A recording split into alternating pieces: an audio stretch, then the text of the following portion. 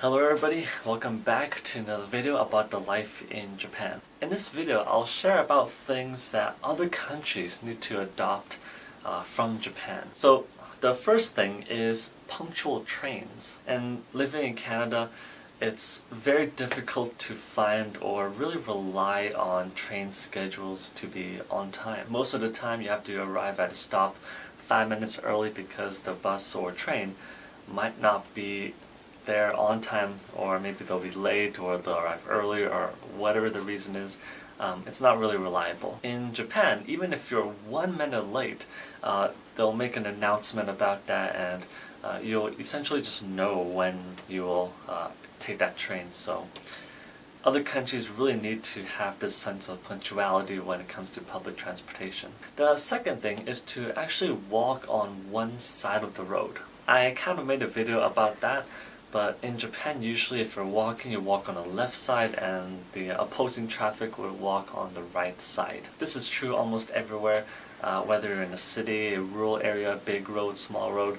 It's more of like a general knowledge. It also helps a lot with congestion in large areas or busy areas, and I really wish that other countries had that same kind of general rule.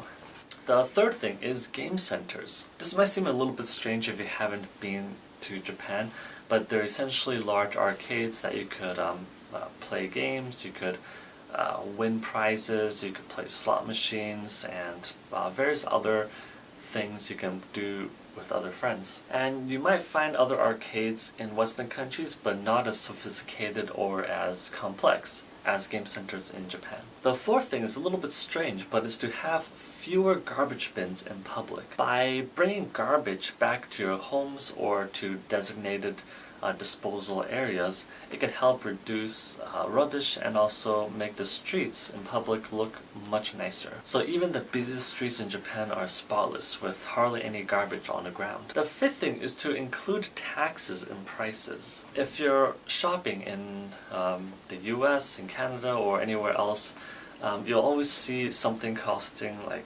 $9.99. But with that, depending on which state or province or wherever you are in the world, that $9.99 could be anything. Like, to be honest, you don't really know how much you'll spend until you go to the cash register. However, in Japan, about 99% of the products are listed including the tax. Sometimes they'll include one base price and one price that includes the tax. And this is super convenient if you're buying things to make sure that you have just the amount of money, or make sure you have the exact change before you go to the cash register, or even before you pay at a restaurant. The sixth thing is point cards. And again, I made a video about point cards, but these are essentially loyalty cards, so you can earn points that you can spend on different products at the same store. This creates loyalty and also promotes shopping, which is really cool and can motivate you to rack up points and exchange those points for prizes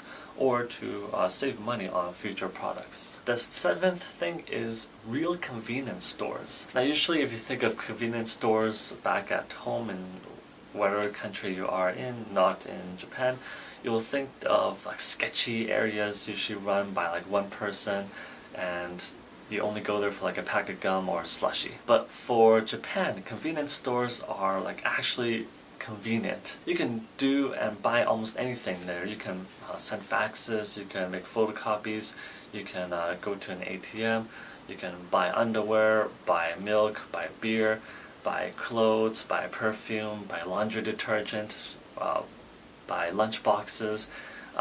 The list goes on. And it's super convenient because usually supermarkets aren't very easy to find, nor are they close to homes.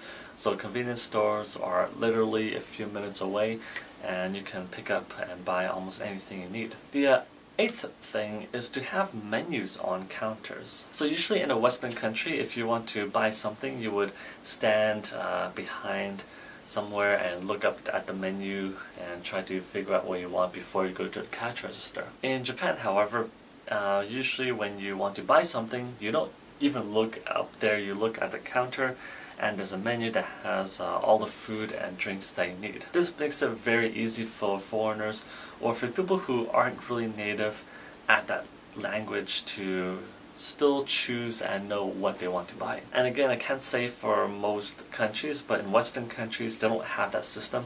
They just assume that everybody speaks English. This is a good and negative thing because some people just don't speak English well, or maybe they're not as confident.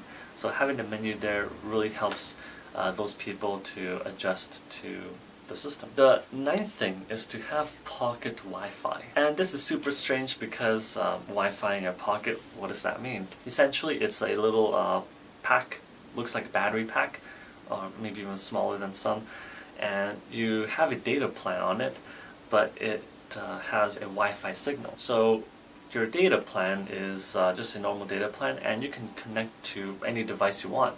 It could be your iPad, your phones, your computers, or anything. And the good thing about this is that instead of having data just on your phone, you can have it on any device you want, and you're just paying for one plan instead of multiple plans. And if you're thinking that it's going to be expensive, it's actually not that expensive. It's about 3,000 yen depending on who you go for.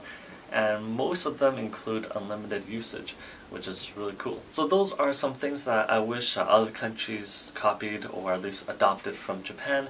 And again, they're not very difficult things to do, and I really wish that they started doing them just to make it easier for people or to make it more convenient for the citizens. So if you have any other questions or comments, leave it down below, and let me know what thing you want other countries to copy from Japan if I haven't included from this list. So enjoy your weekends, and I'll see you in the next video. Bye bye.